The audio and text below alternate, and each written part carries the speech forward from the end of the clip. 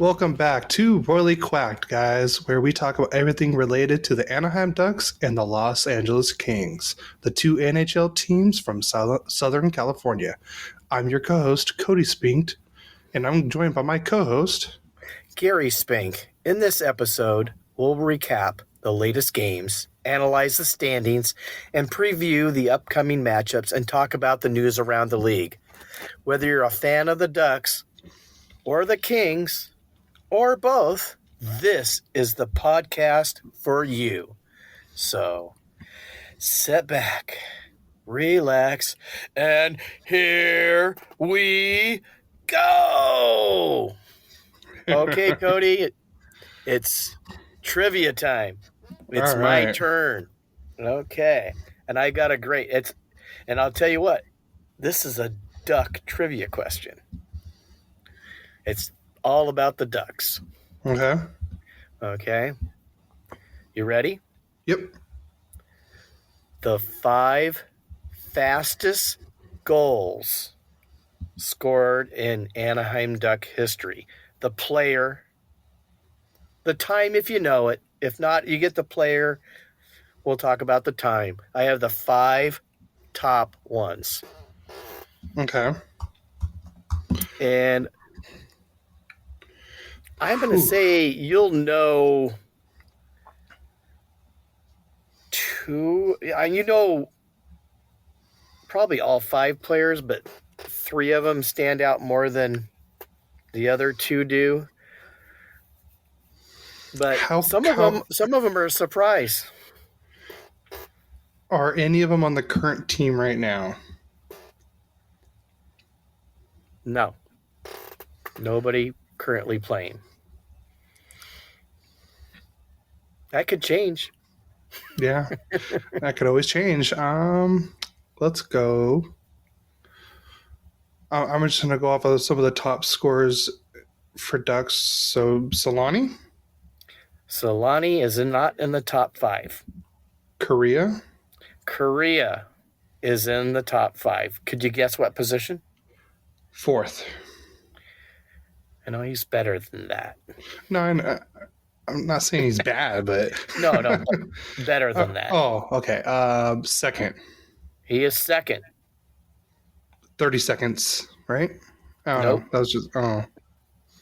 Quicker, or... No. Yeah, way quicker. 5 seconds. All these are within 3 seconds of each other, the top 5. Oh, wow. All right. Impressive, huh? All right, I'm not even going to predict the time. That's... All right, so... I'll tell you Kariya, all right? Okay. 8 seconds. 8 seconds. All right. Are any of the players on this list currently playing in the league? I believe only 1 is. Yes. No, 2. Perry? Perry is not one of them. Shocking, huh? You're going to be surprised. All right, I'm going to throw a surprise I've always liked the number 1 guy, and he's still currently playing. I do believe... Raquel? No, for the Islanders. Oh, Palmieri. Palmieri, number 1. I miss him. 7 seconds in 2014, 2015. Kariya was 2nd, 8 seconds. That was done in 96-97 season. Okay. Nick Delorier. Nick Delorier is not on the list. All right, I figured, hey, this guy would randomly come out with some weird... Okay, so... I do believe the 3rd guy played with Kariya, and I do believe Solani. Maybe it might not have. It might have been before Solani. Was it Trevosowski? No, not Trevosowski. There's another currently playing defenseman. He's currently playing, but not for the Ducks anymore. And he did his in 21-22. Lindholm? Not Lindholm. Defenseman? Yep. Went to a contender. Manson? Josh Manson's number 4 at 9 seconds. Actually, him and one other guy, and I'm going to give it to you because I don't think you're Okay. going to get Bobby Probably. Dallas. Bobby Dallas, 9 seconds, 94.95. And the last one, I don't know if you'd even mention this guy's name because this is a pretty tough one, but I just wanted to, I wanted to know who the fastest goal scorer was. Yeah. So I look it up and I go, well, let's do the top 5 and give our fans some information. Maybe they'll never remember. Okay. Number 5 is Leclerc. You remember Leclerc? Oh, Leclerc. He was part of the Stanley Cup run in 2003. Or 2002, 2003. I remember him.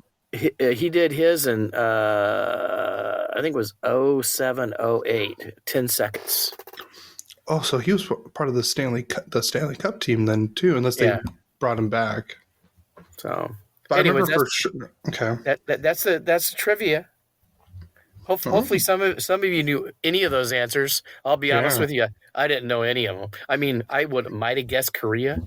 I don't know if I had guessed Palmieri or any of the other guys. I would have probably had Solani up there, maybe Getzlav. I wouldn't have guessed Getzlav just because he wasn't really known to be a scorer.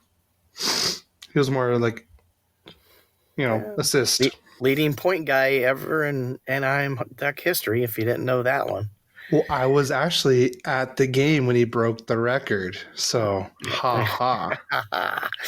Yeah, I was there. I was on the glass. Complete opposite side, but I was there. And let's just say the place erupted, and it was awesome. Yeah. Well, those were good times.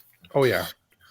All right. So, I guess we're going to go to King's Scores of the Week.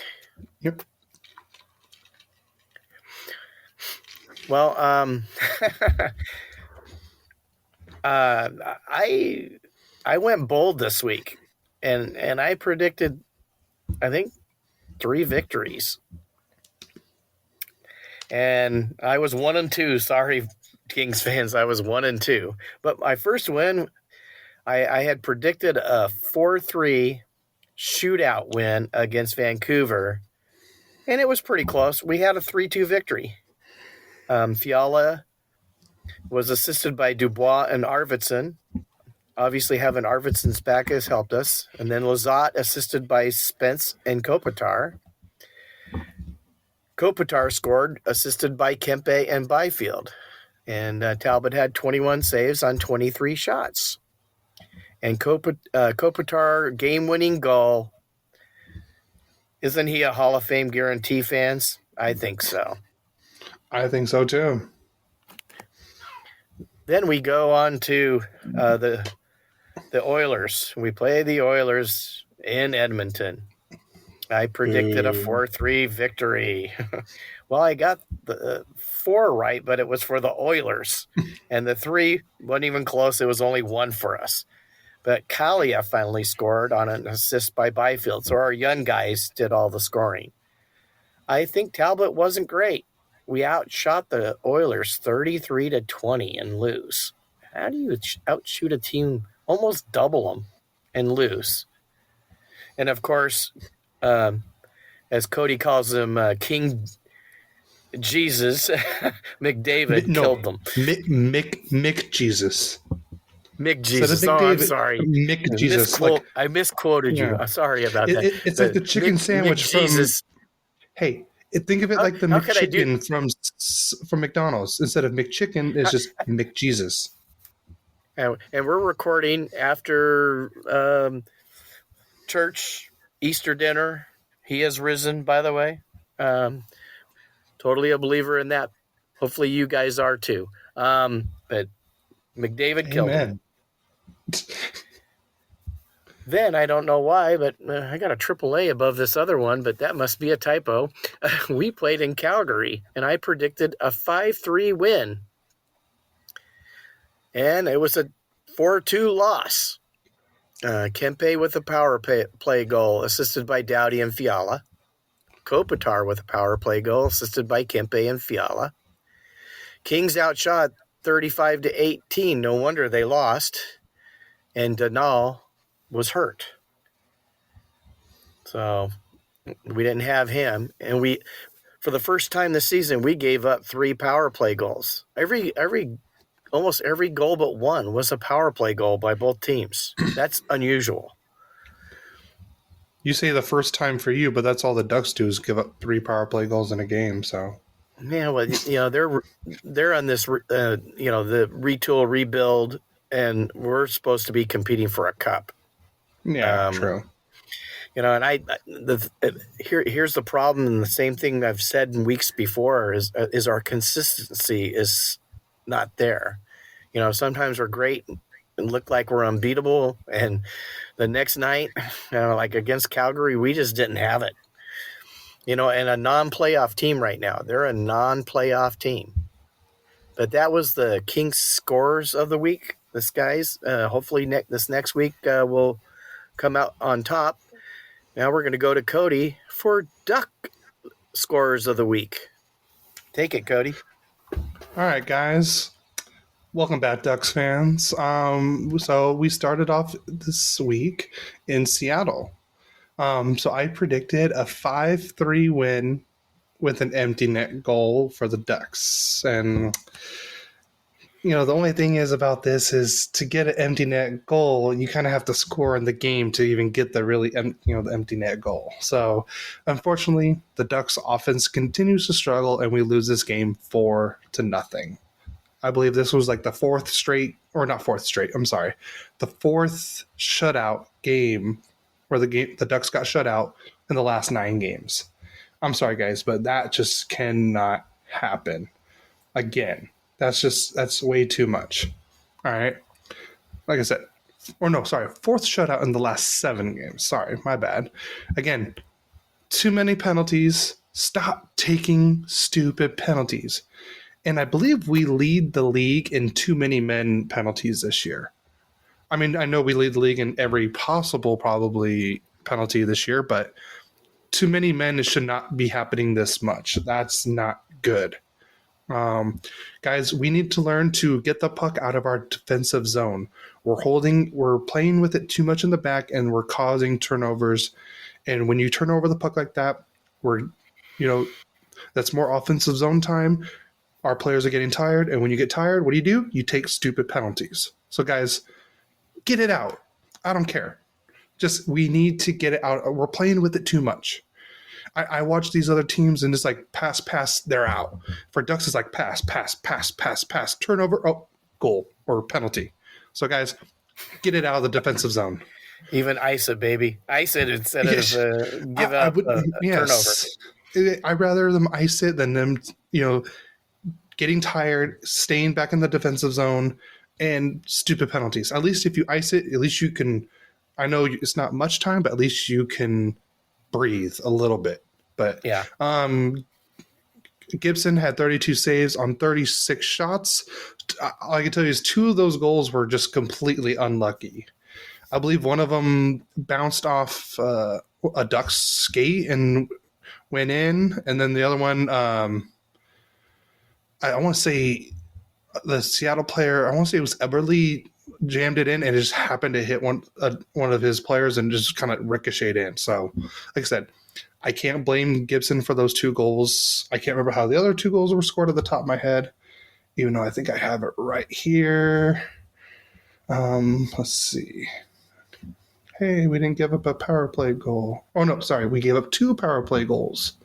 And all I can say is we make Matty Beniers look like a freaking Hart candidate. I believe they said like in the 7 games he's played against the Ducks, he has like 18 points against them. God, wow. Yeah. And apparently like he was like on a point.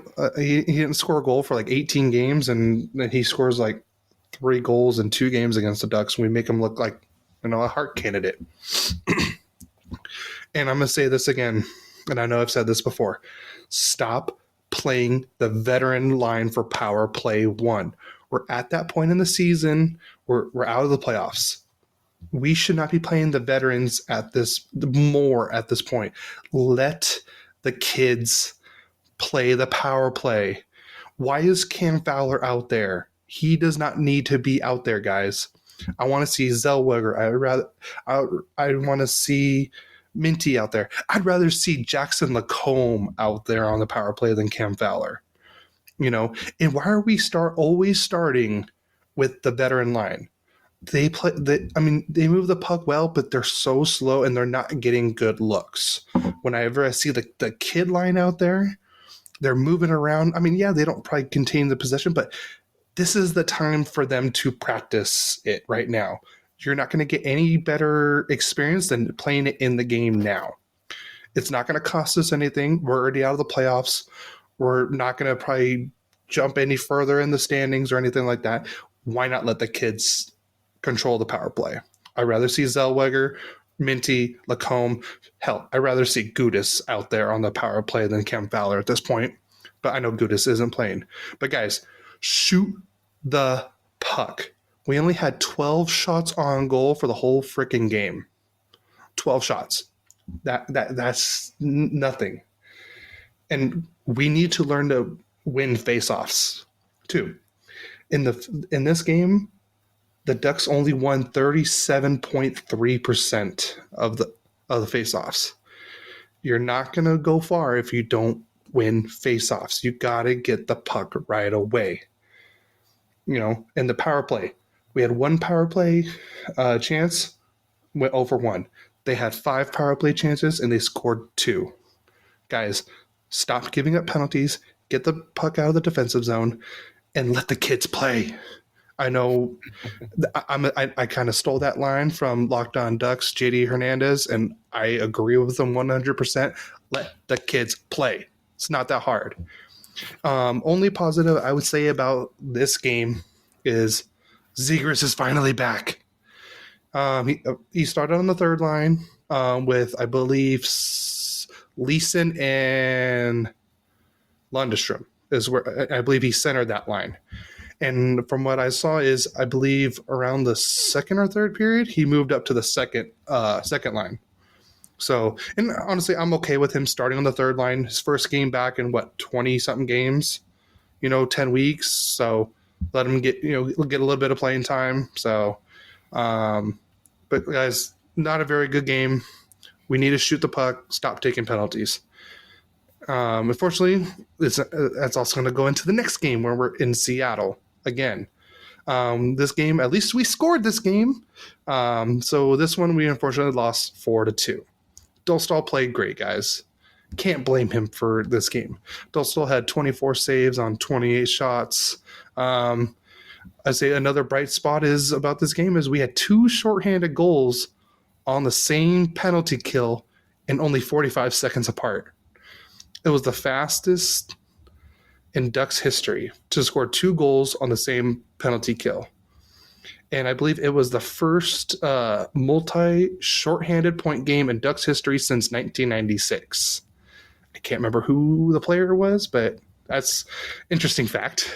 Well, funny, we talked about fastest goals on the trivia, and I had no clue that happened. I did not listen to that game for some reason.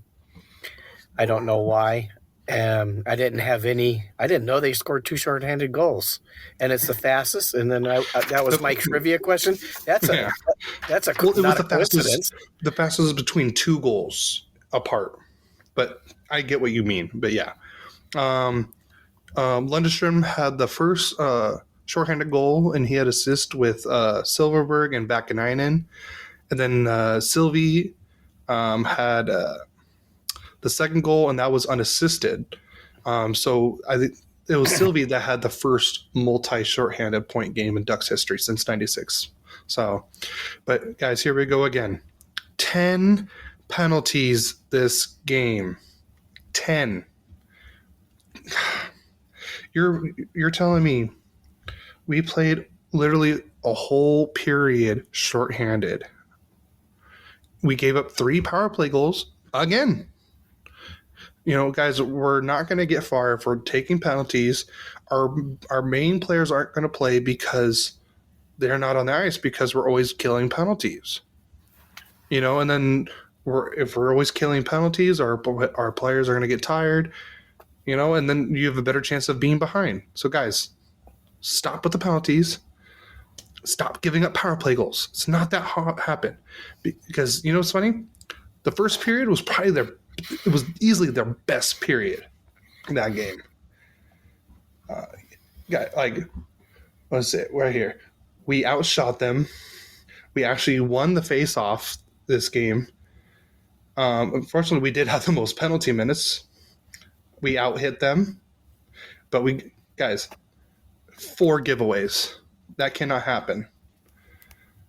4 freaking giveaways.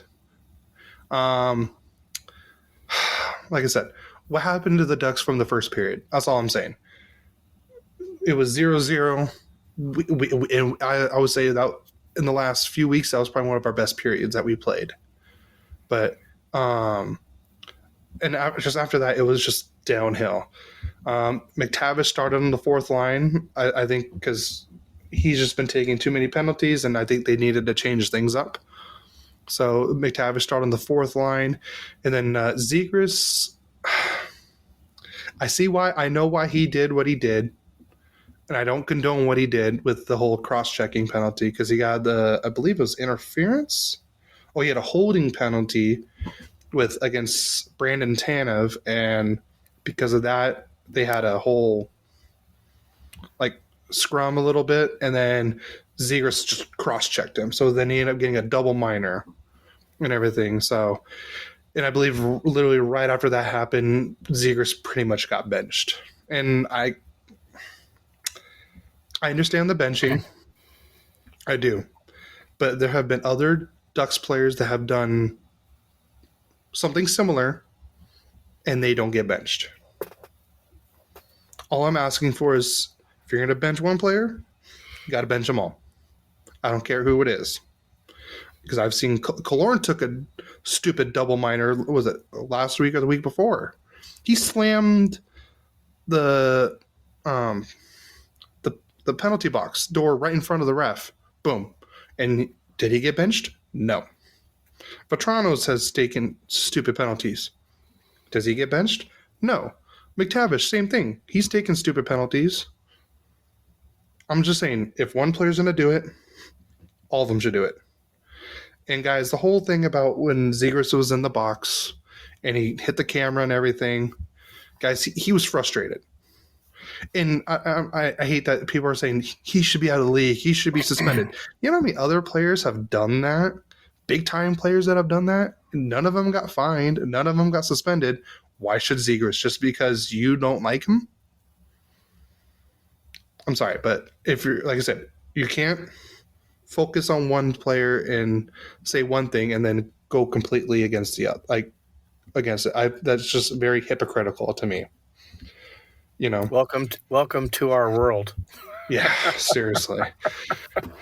So that was the Thursday game. So we're over 2 this week, and it's not going to get much better because we play Edmonton in Edmonton. Gibson started this game. He had 31 saves on 37 shots, and we lost this game 6-1. I predicted 6-3, so I was almost right. Killorn with the lone power play goal. I believe it was pretty much like a late in the third period where the Ducks finally scored. And let's just say I was just happy we actually scored and didn't get shut out for the 5th time in 3 weeks. Adam Henrique haunts the Ducks now. We trade him away, and what does he do? He scores the first goal against the Ducks. That's a great way to start, right? Got outshot again, 37-22. We lost the face-offs again, 63.8 to 36.2. At least the power play, at least we got 1 out of 2, but we gave up 1 out of 3 to them. So at least this one, less penalties. That's great. You know, at least, especially against Edmonton, is not the team you want to give up that penalties to. But I can tell you, Zegras, he's looked good since he came back, other than the whole double minor cross-checking thing. But Zegras has looked good. I could tell a big difference the way he's just the energy he brings.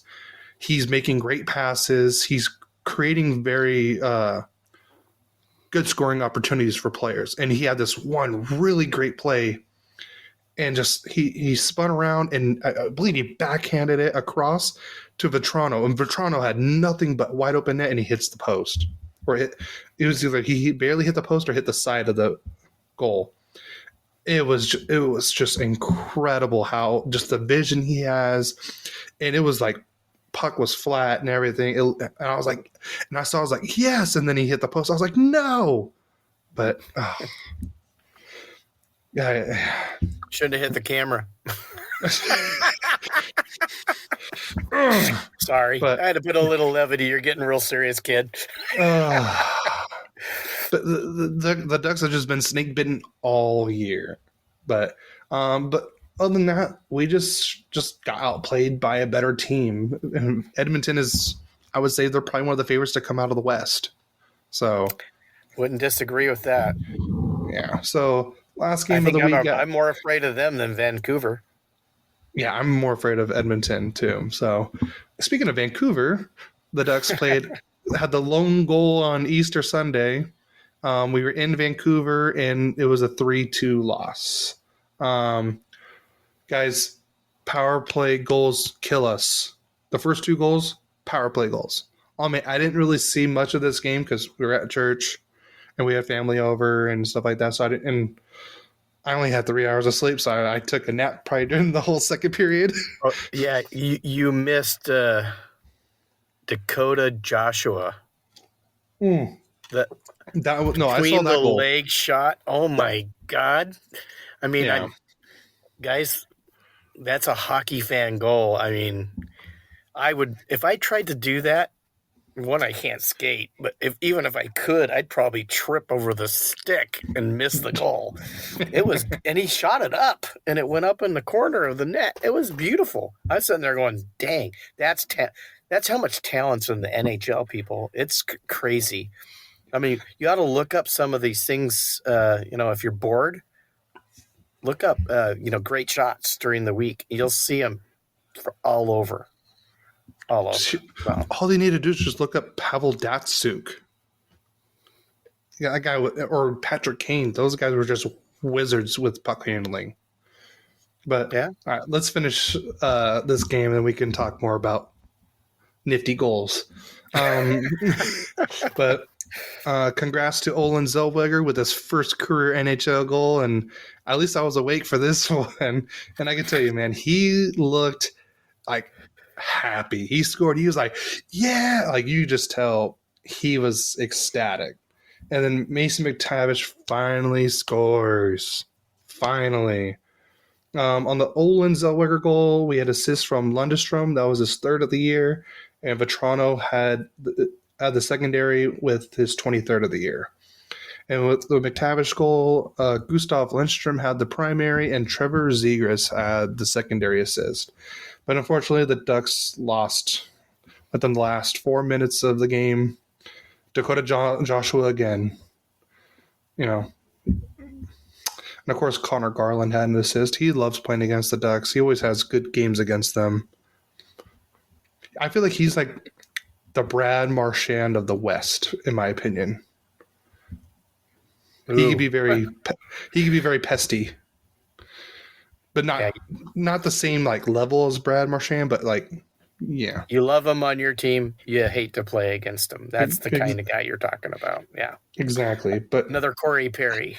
Yeah, like I said, we need to shoot the puck, guys.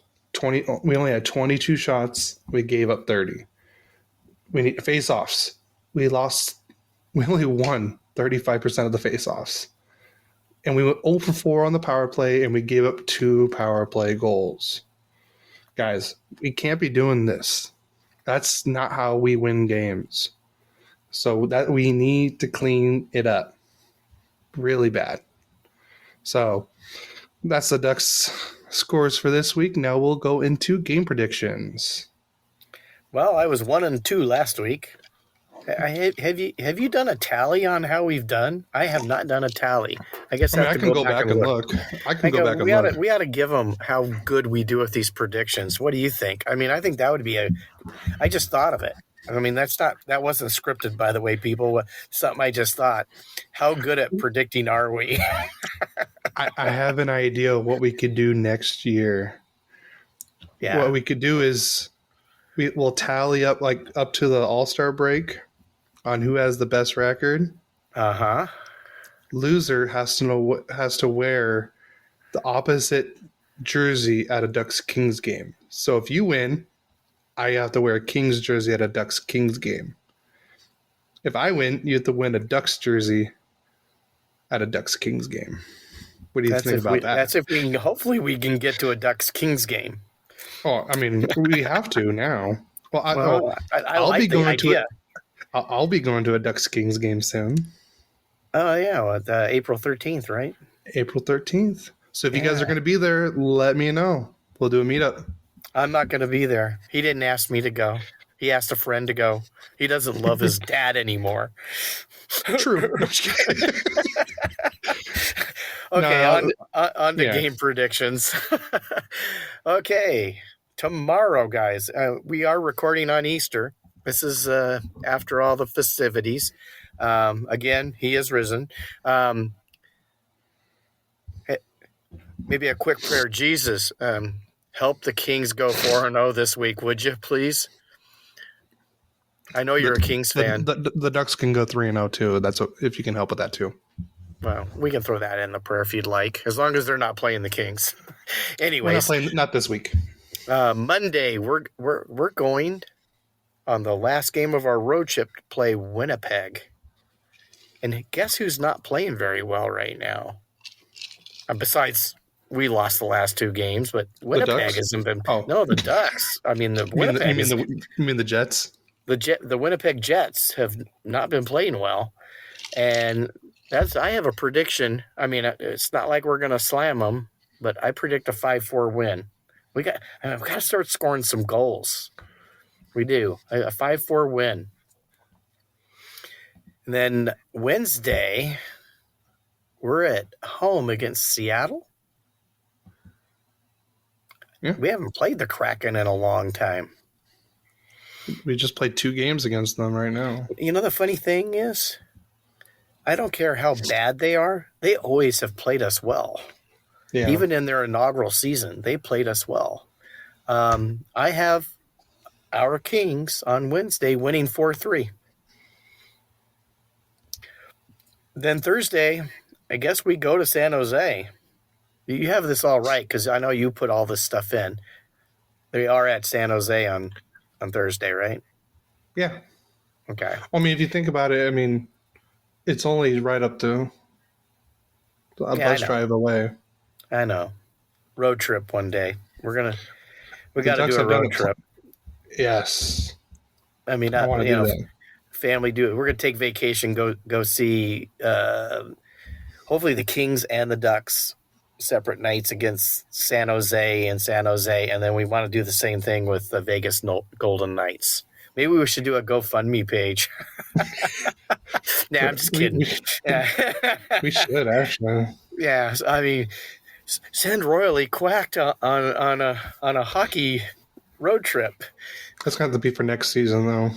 Yeah, it'd probably be next season. We probably can't do it this. I just started a new position, so my likelihood of getting some serious time off will be probably not in the cards. But at San Jose, I have a 6-3 prediction. For some reason, we're going to let them score goals. They don't score against a lot of people, but we'll let them score some goals for some reason. Then on Saturday, we got Vancouver again, and we just beat them. And this time this is going to be the one game we lose during the week. We're going to lose 4-2 to Vancouver on Saturday. So I'm predicting us to go 3-1.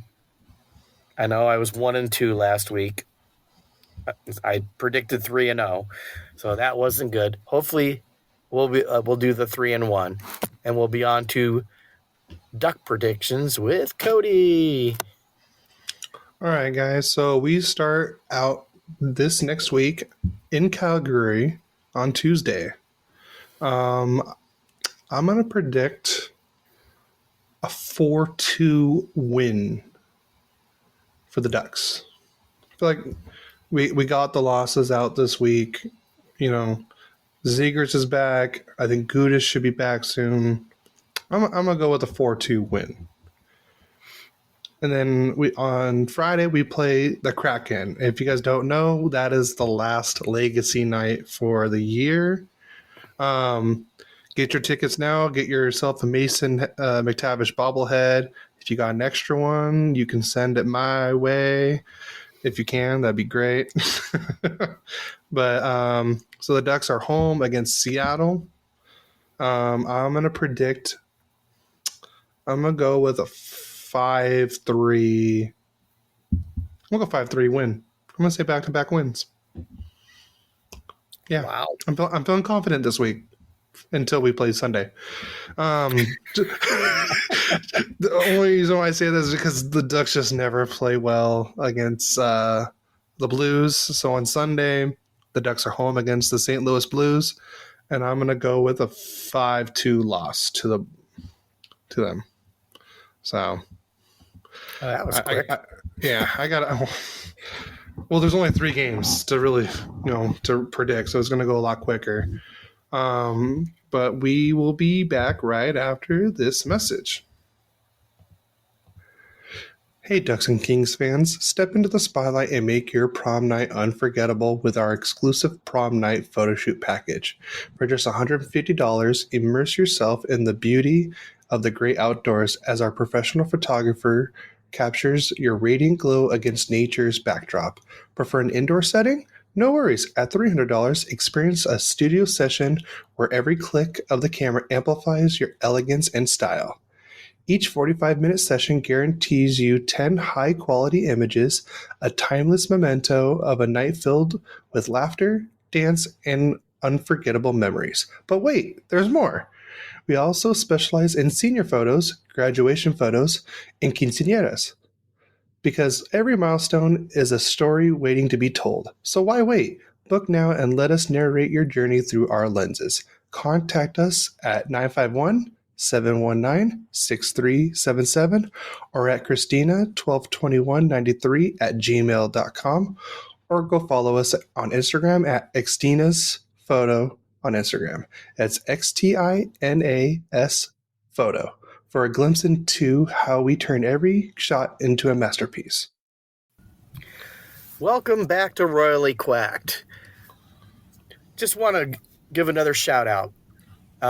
We had our family photos done, and they were fantastic. In fact, they're not only on this laptop that I use for this podcast, but at work, the pictures are there. I mean, lovely one of me and my wife, my grandkids, Cody and Tim and Samantha, my other kids, and my in-laws, and they were fantastic. So highly recommend giving them a call if you have any photo needs. Very professionally done.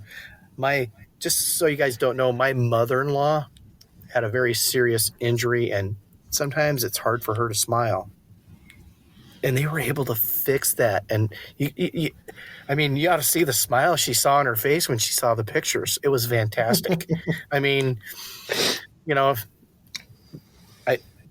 It's masterful work. Just a big shout out for them. Yeah. Please support them. Yes. They'll do a fantastic job for you. Yeah, guys, just go follow the Instagram at Xtina's Photo, and you'll see all the pictures there. That's all her work, and she's done a fantastic job with models. So yeah, not just our family, but she's done a lot of professional photography, and so highly recommend. She even has a professional driver too.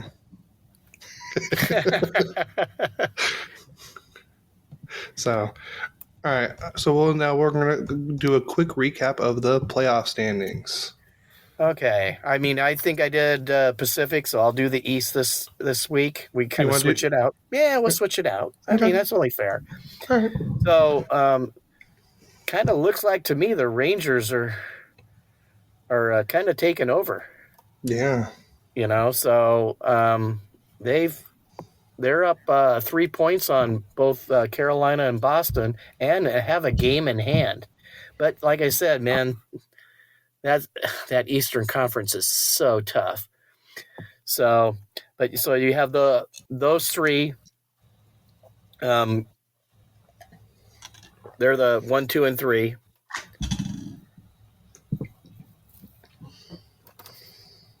I'm trying to get this to move so I can see it better. And then your playoff teams. Are you looking this up? Because why I don't you just have it on the wild card? Look it up on the wild card. I should do that because it's throwing me off there. Okay, so I actually have Boston, obviously, Florida, and that could be tied because Florida has a game in hand. Toronto's in third. Then obviously the Rangers are in first in the Metropolitan with Carolina, and then Washington into third place. Yeah. And then your wild cards are Tampa Bay and Philadelphia. But, geez, Detroit's got a game in hand at only 2 points behind Philadelphia. And then, this could change. Yeah. The Islanders are there. New Jersey. Islanders it's going to be hard for the Islanders to get back in there. It's possible, but I think maybe only Detroit's the only one that can jump up and get in there, but you never know if somebody gets hot. Islanders have 9 more games.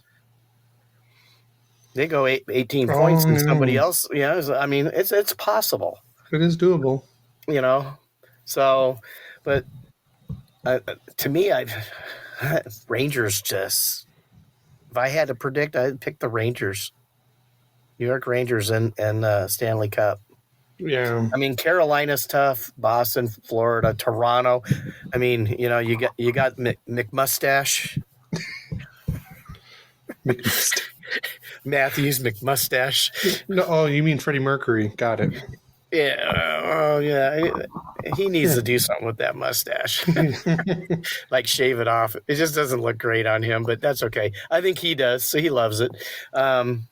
So that's the East in a pretty much in a quick nutshell. Do you have anything you want to add, Cody? So pretty much right now, if the playoffs started right now as of Sunday night or Monday morning, when you listen to this, the Flyers will play the Rangers. Tampa Bay will play Boston. And then you got Florida and Toronto. And then Carolina and Washington. I tell you what, Carolina, they got to love that.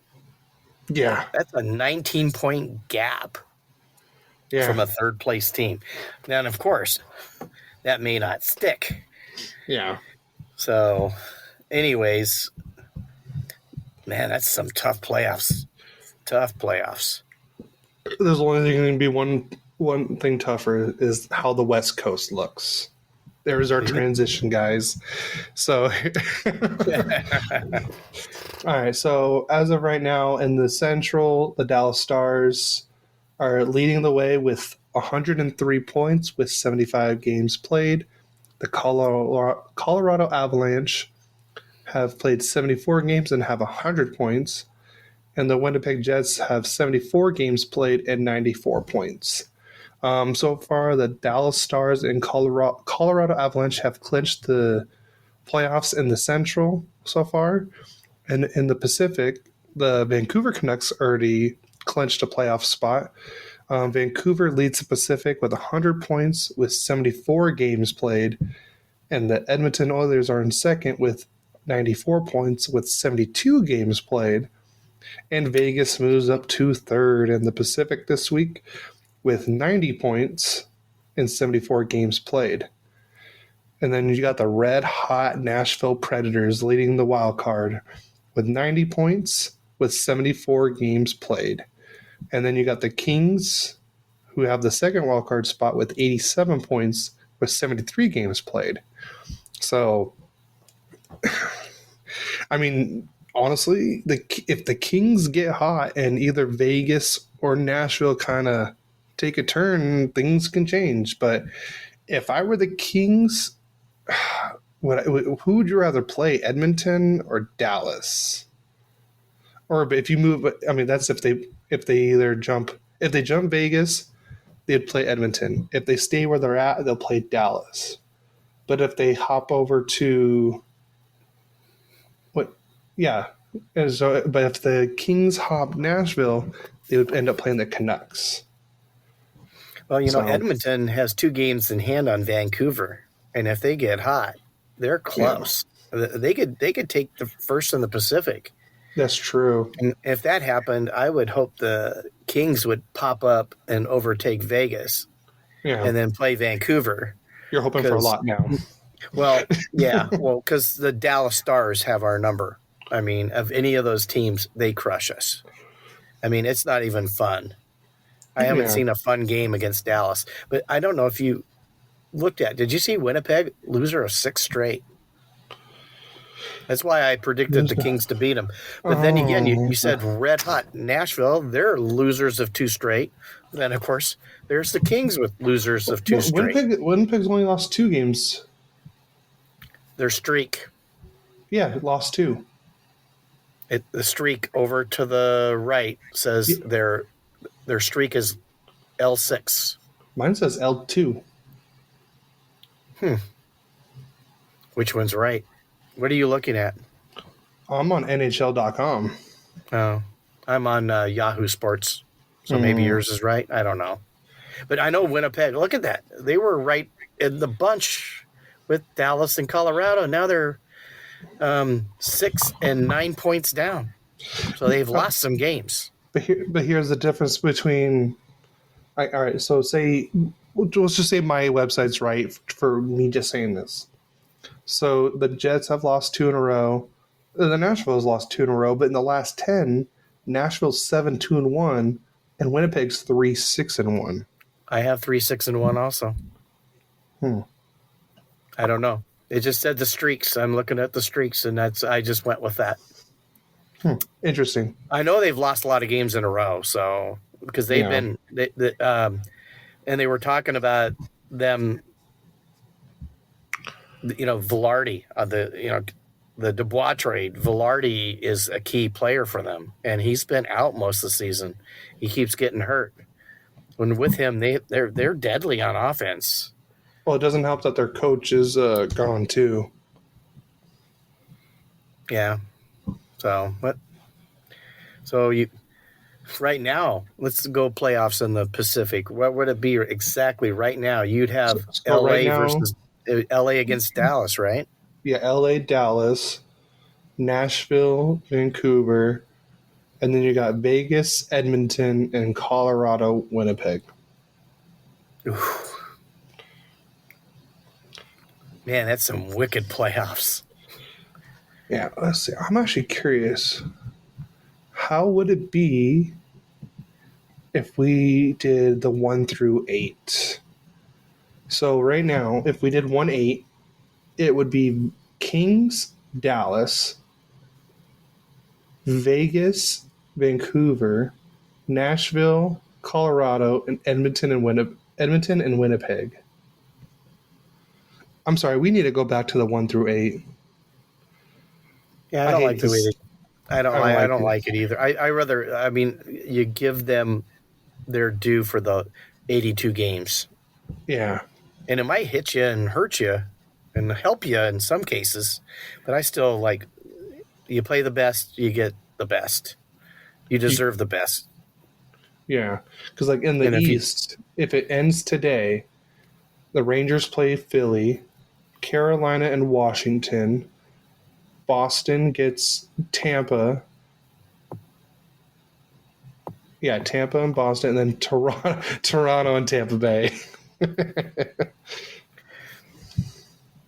Wow. Crazy, huh? Yeah. Man. All right. You want to go to news now, right?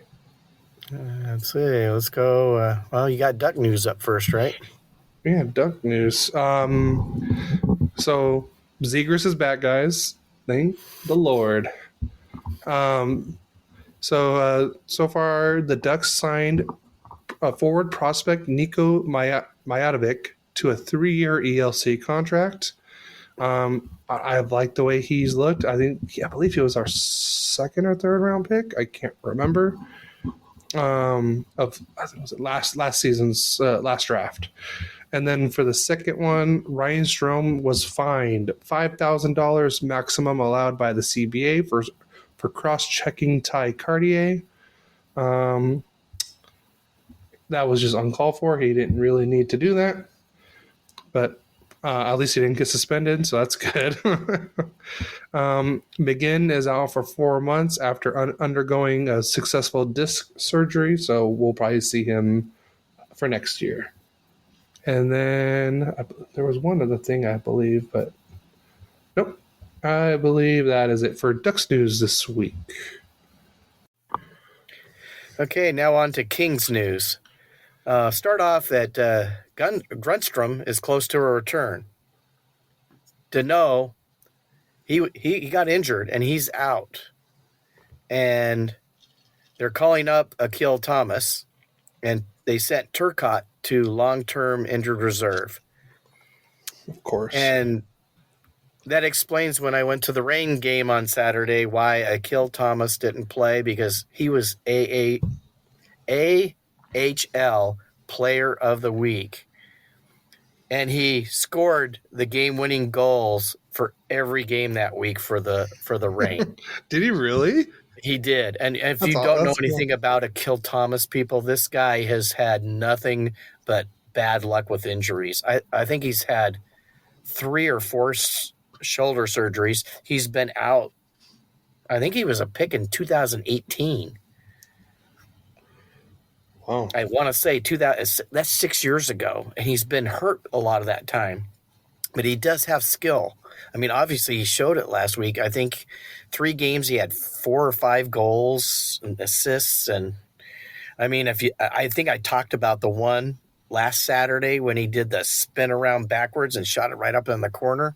Yeah. Look it up on YouTube. It was beautiful. I mean, I said something last week about it, but maybe some of you did. But I don't know what happened to Deneau. He didn't play against Calgary, or not Calgary today or yesterday. And I'm not sure if he even played against Edmonton. He might have got hurt in the Edmonton game. And I don't know what happened to Turcotte. He has not been playing, but they put him on long-term injured reserve. But I think they're going to have to do that.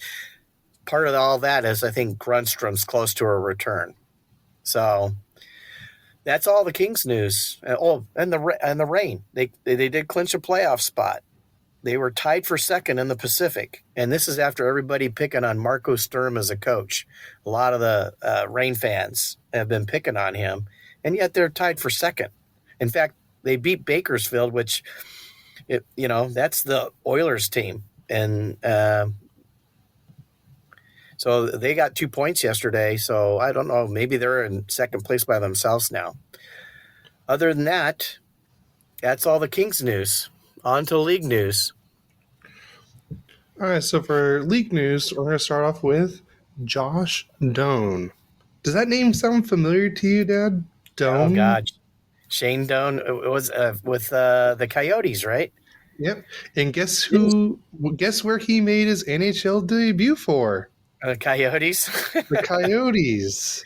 And in his first game, I believe he scored 2 goals in his first game. I think he had that and an assist, right? I believe so. I can't remember which day he made his debut, but congrats to Josh Doan. I believe he even went to Arizona State University too. So it was same arena. He didn't really have to go far at all. So he knew the ice, so he knew it well. He knew the ice. And he's got a good bloodline there. Shane always was a king killer.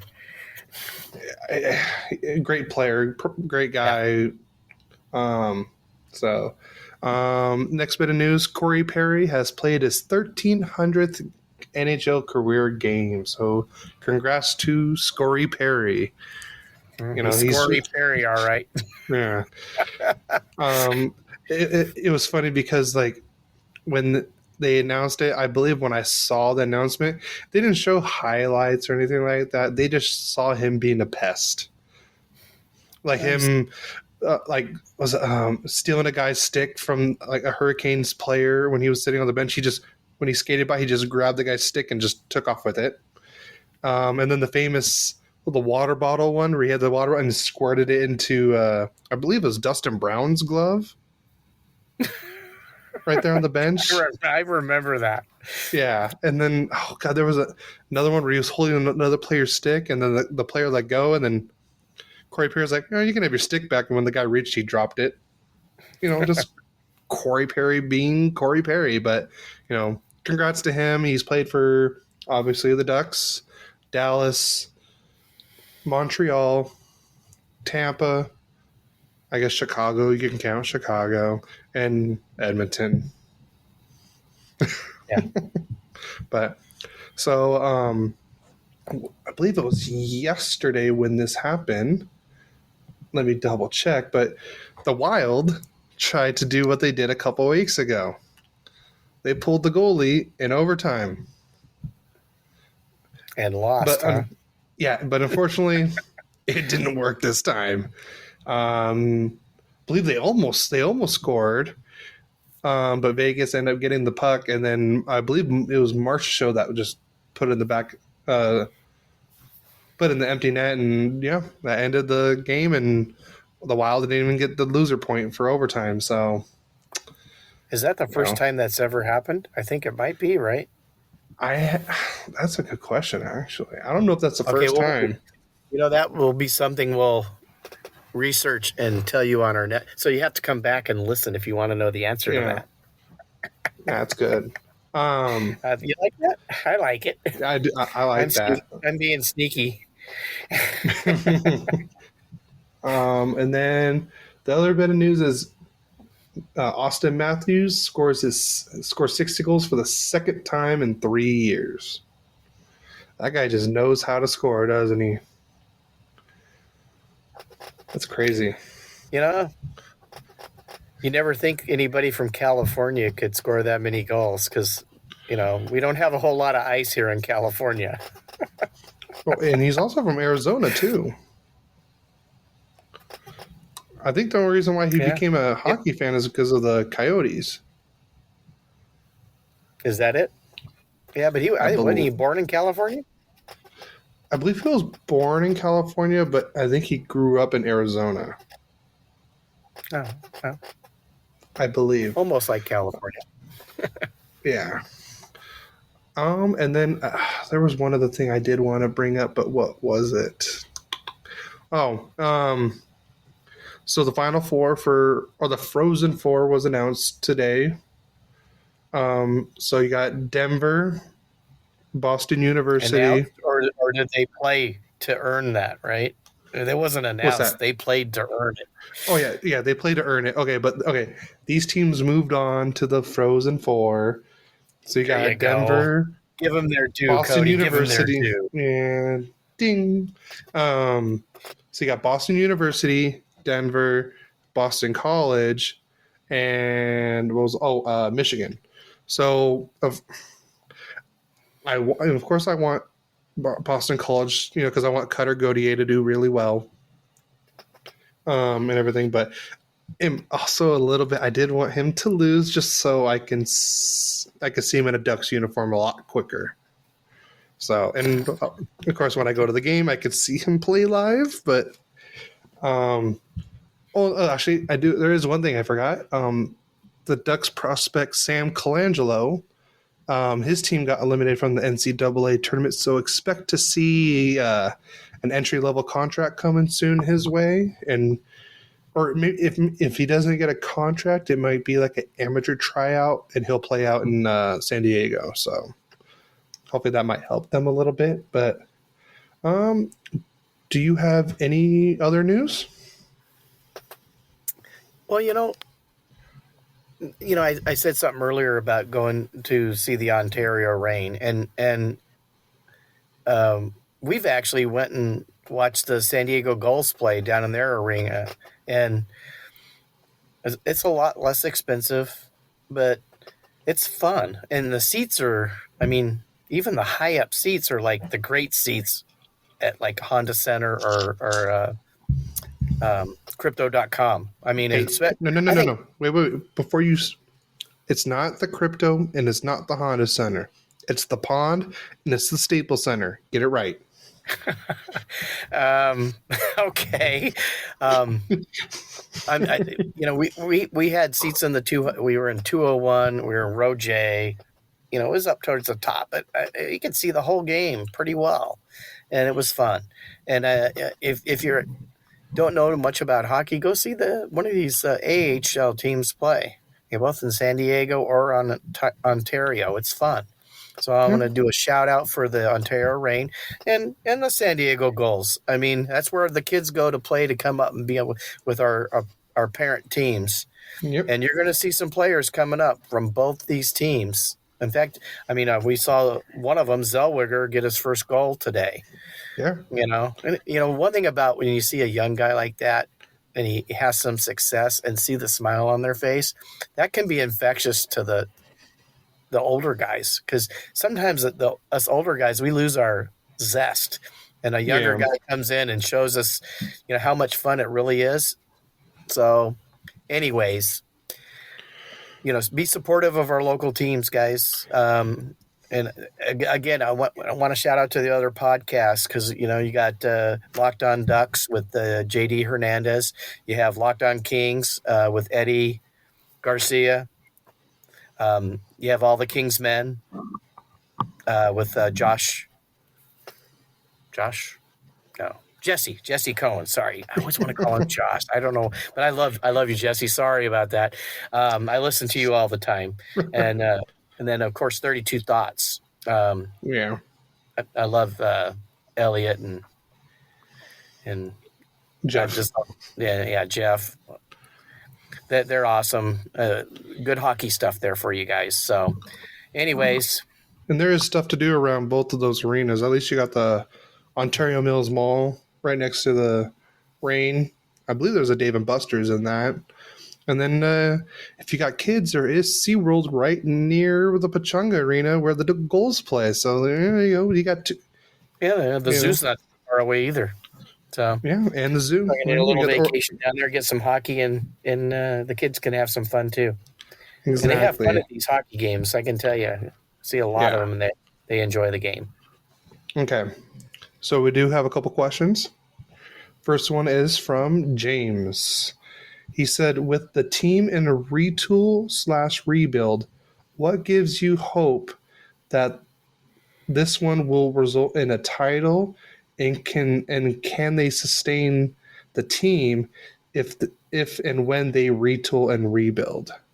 I take that's a Duck question.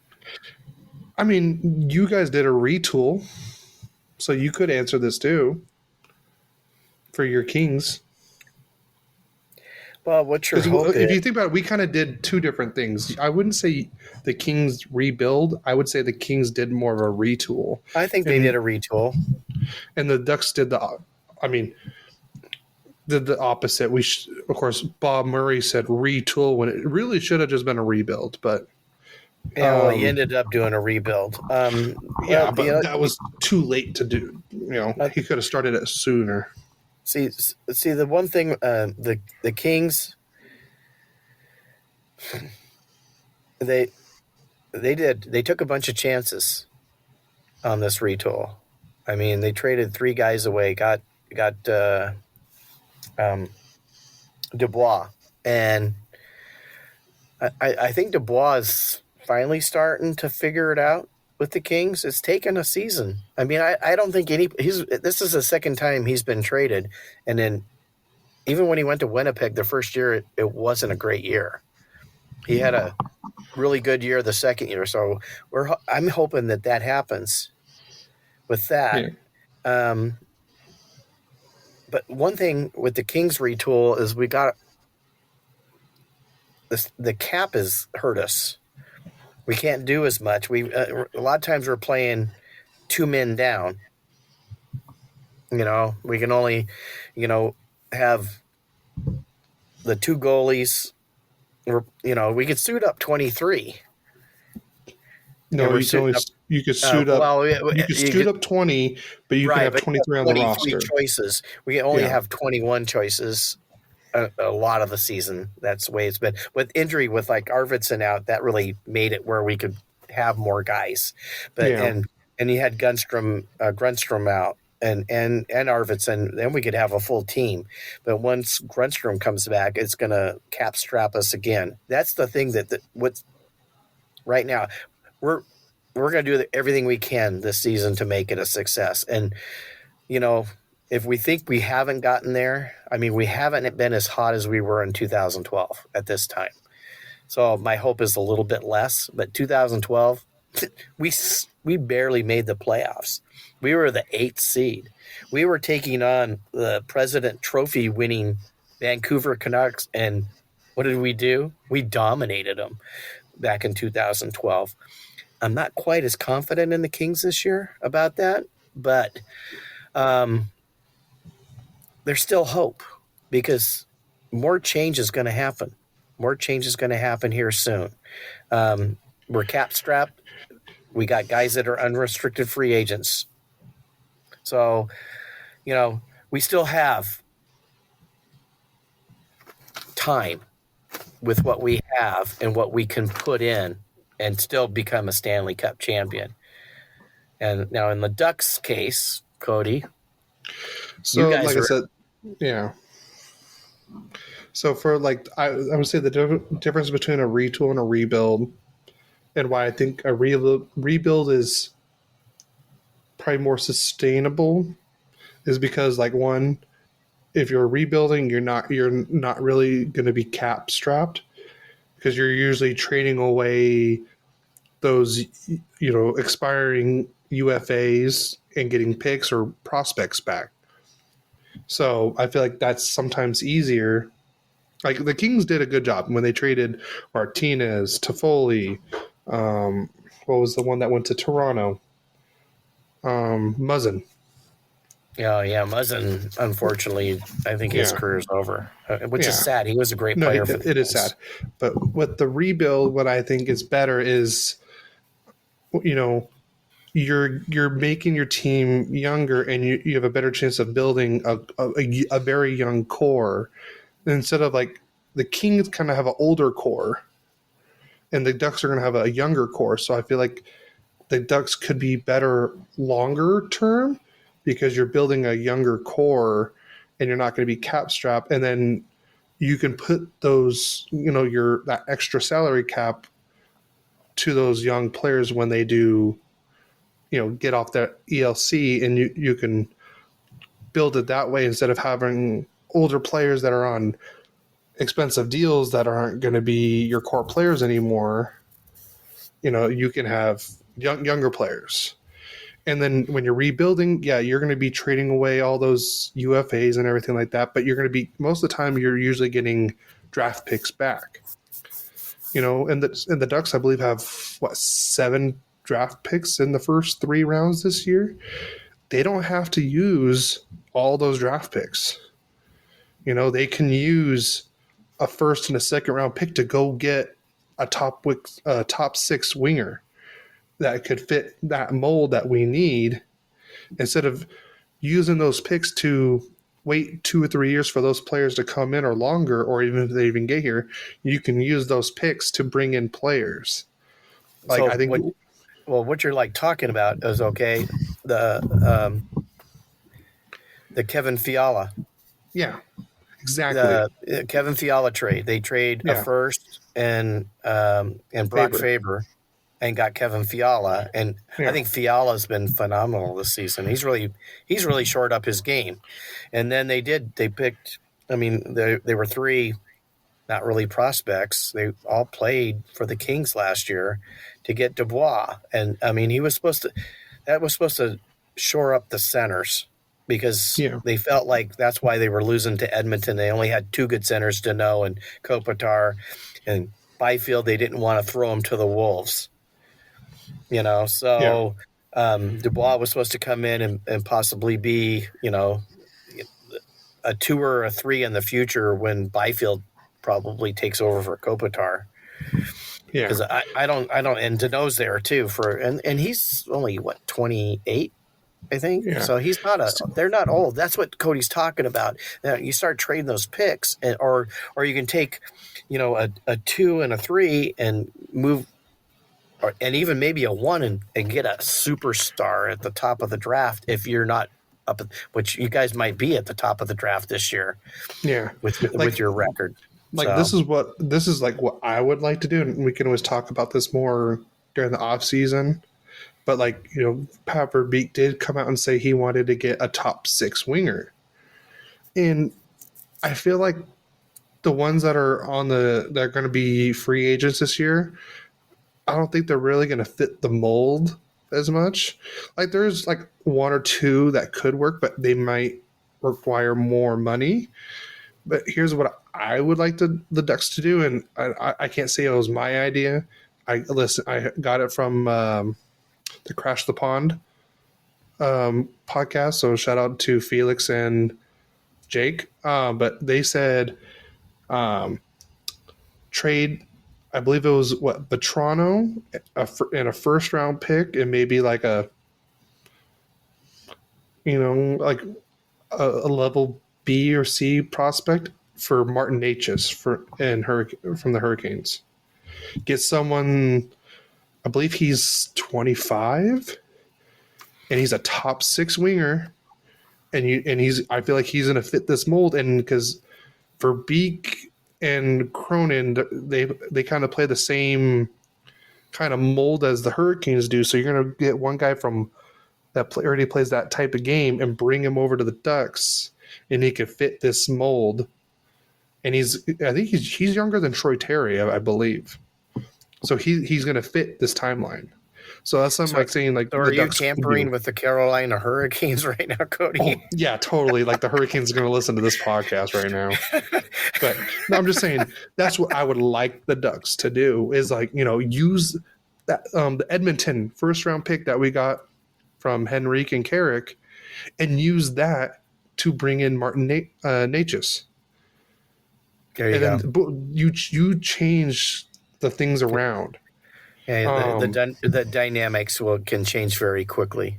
It's going to be interesting after this season's over because I think there's going to be change on both teams. Oh yeah, easily. Exactly what that change is, I'm not sure. But there will be change. So, the Kings will probably retool a little bit this year, and the Ducks will rebuild. And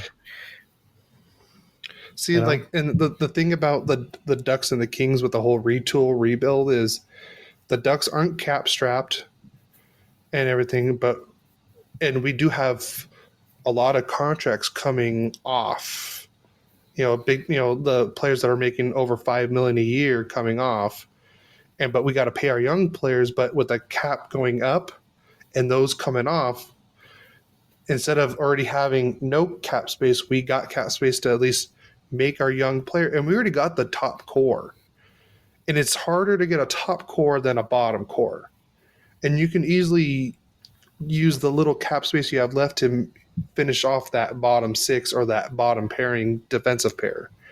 So you already got the way the Ducks have drafted, you already got the top 6, and you already probably got the first 2 pairings for defense, and it's a lot easier to, just to finish off that 4th line, 3rd line forward, or that bottom pairing defensive in free agency or waivers, and you're not hurting your team as badly in the cap because it's a lot harder to, go out and spend $10 million a year on a player that may not fit, but instead you just have to go get a 4th line winger for league minimum and then have him, and then boom, because he's not going to be playing that much.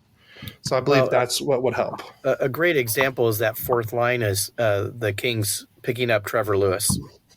Yes, and he's like an expert penalty killer. I don't know if the Ducks are still number 1 after especially giving up 3 goals the other day on the power play, but they were the number 1 penalty killing team in hockey. And then another one that plays a lot of minutes penalty killing is Blake Lizotte.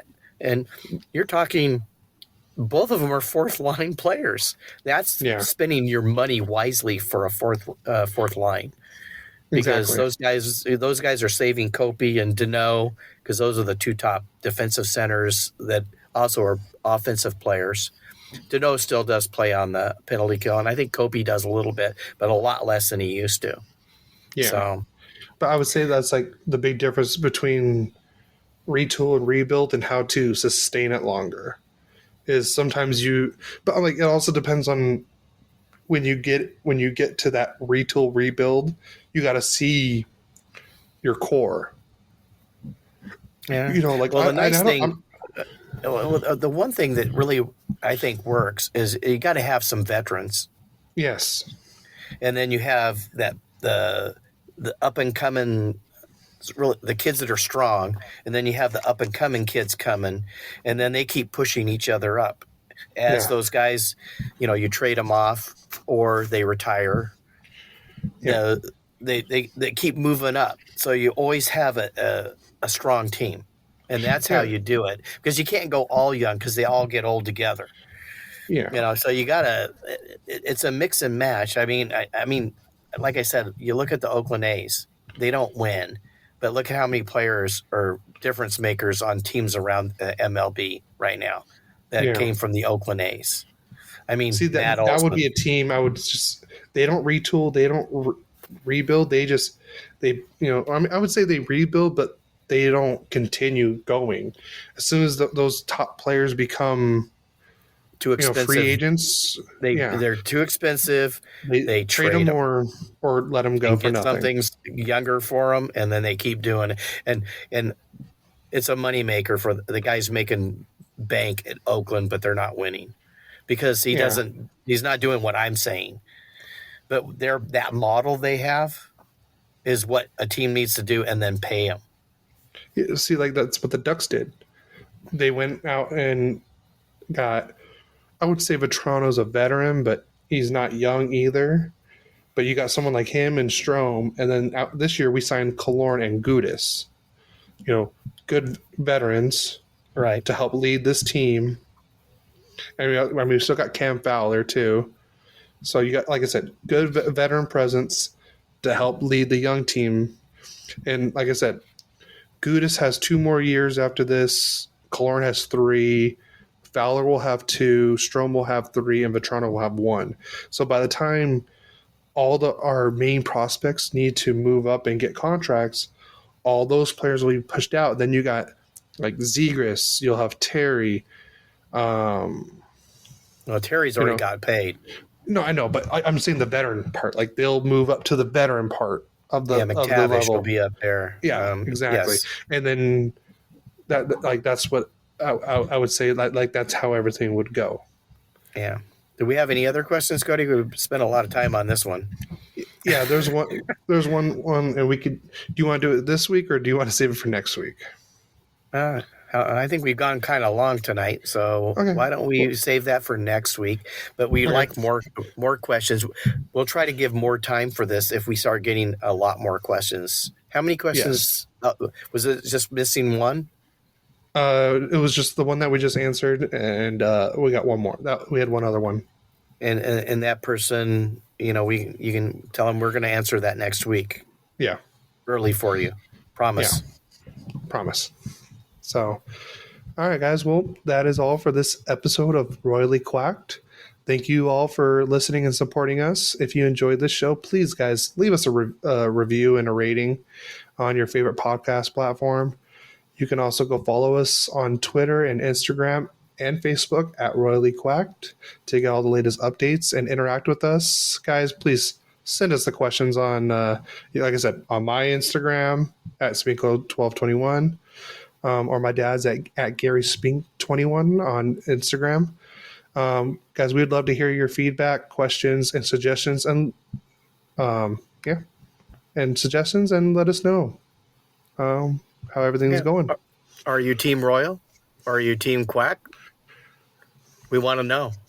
Yeah. Until next time, this is Cody and Gary signing off. Go Ducks. Go Kings, go. He is risen. Happy Easter. Happy Easter, guys.